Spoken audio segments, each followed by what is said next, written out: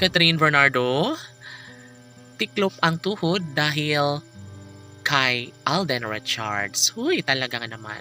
Masasaktan talaga ng tudo ang puso ni Alden at Catherine lalong-lalo na kapag hindi sila magkakaunawaan. Siyempre, ito lamang ang isa sa matagal ng hinahangad at pangarap ng lahat.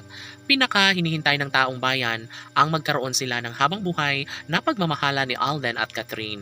Sa mga pagkakataong ito, iniiwasan ni Catherine Bernardo na mahulog sa ibang babae ang pinakaminamahal na si Alden Richards. Bagamat sobrang nahihirapan ang dalaga at binata, sa mga pagkakataong ito lahat ay gagawin ni Catherine Bernardo, magtagumpay lamang siya sa kanyang pagmamahal para sa pretty girl na si sa gwapong aktor na si Alden Richards.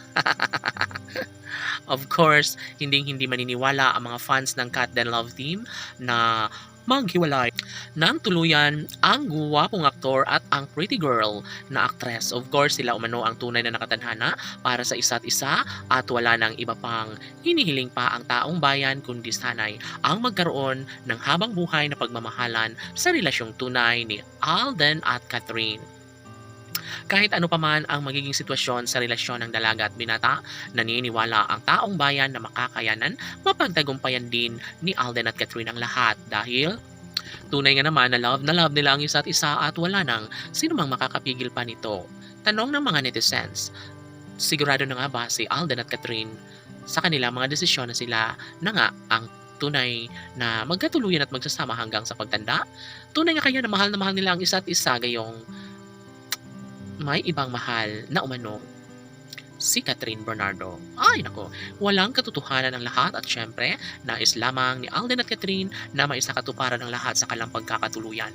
Dahil sadya nga naman na malupit ang tadhana at kayang mapagtagumpayan ni Alden at Catherine ang lahat sa kanilang pagmamahalang tunay na nagbibigay saya at kaligayahan sa lahat.